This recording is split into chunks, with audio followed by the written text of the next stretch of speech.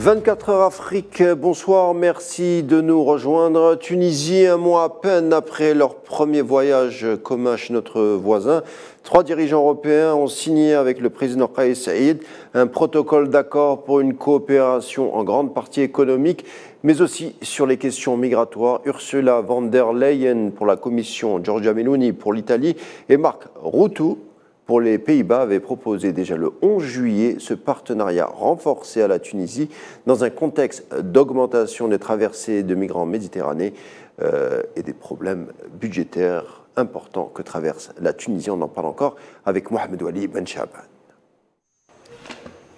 L'Union européenne et la Tunisie ont conclu un partenariat stratégique global centré sur la lutte contre l'immigration clandestine et le crime organisé. Pour ce faire, l'UE a décidé d'injecter plus de 100 millions d'euros pour soutenir Tunis face aux graves difficultés économiques notamment. Nous avons convenu de coopérer sur la gestion des frontières, la lutte contre le trafic et le traitement des causes profondes dans le plein respect du droit international. Pour cela, nous mettons à disposition plus de 100 millions d'euros de financement de l'UE. C'est une autre étape importante vers la création d'un véritable partenariat de la Tunisie avec l'Union européenne qui peut aborder la crise migratoire et le développement des deux côtés de la Méditerranée de manière intégrée. L'UE fait pression sur la Tunisie d'accepter le plan de sauvetage économique du Fonds monétaire international. Tunis refuse le chantage des 27. Il est important de trouver de nouvelles issues pour la solidarité hors système monétaire mondial mis en place lors de la Seconde Guerre mondiale. Ce système qui divise le monde en deux parties, une partie pour les riches et une autre pour les pauvres, ne doit pas avoir lieu. Et il n'est pas possible que cela continue avec le même format et contenu.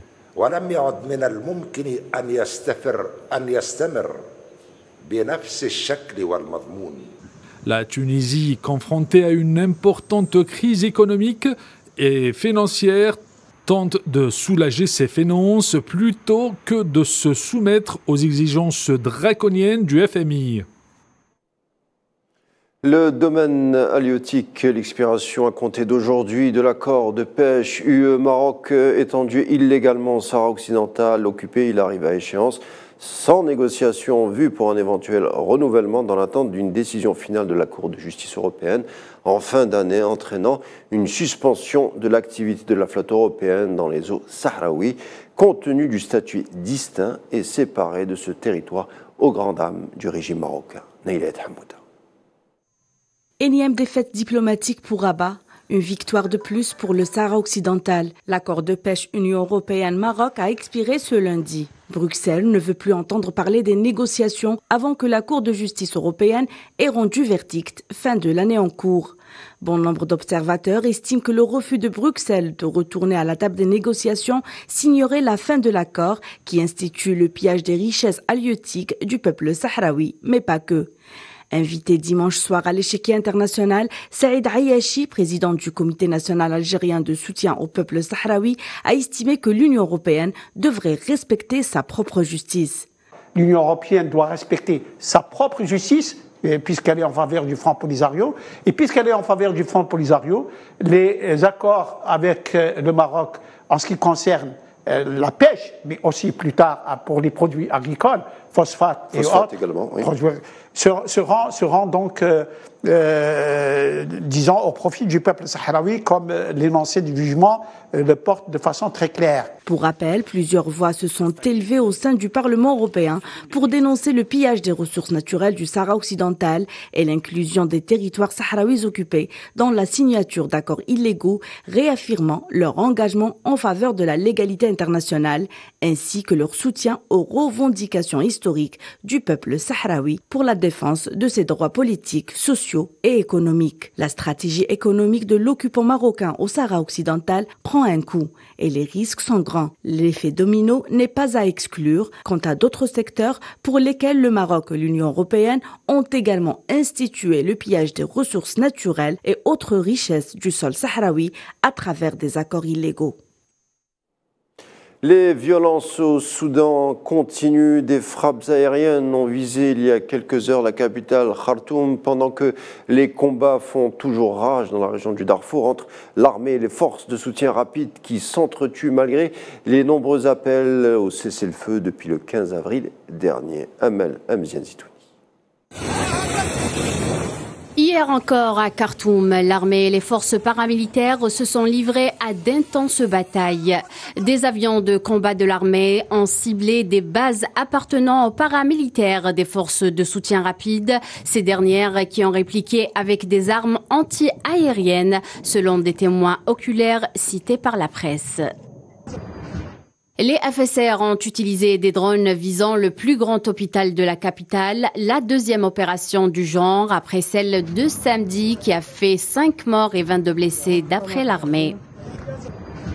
L'Organisation mondiale de la santé avait indiqué vendredi que le peuple soudanais est dans une situation très embarrassante face à la violence endémique, l'insécurité persistante, les attaques répétées contre les établissements de santé ainsi que l'accès limité aux produits d'hygiène de base. Les Soudanais sont entre la vie et la mort.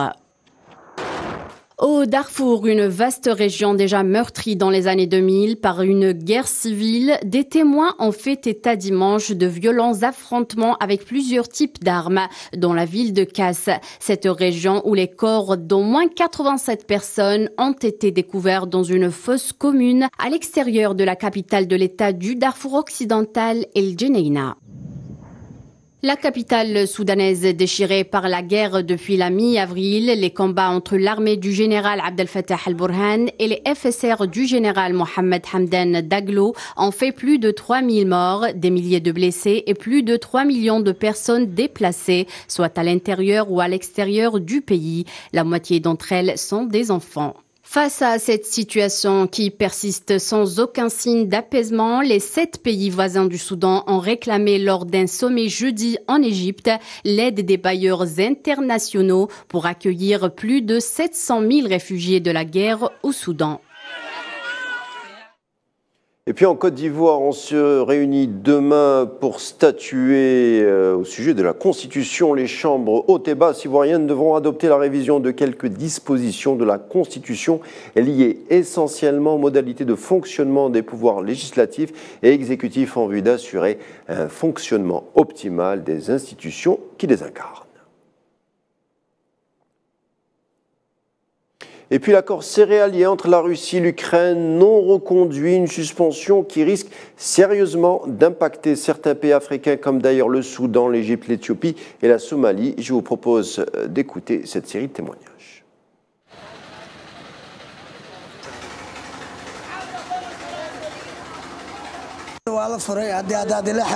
Si la route de la mer Noire est fermée, nous prévoyons que le blé ira de 29 à 30 $. Nous espérons que la route de la mer Noire restera ouverte.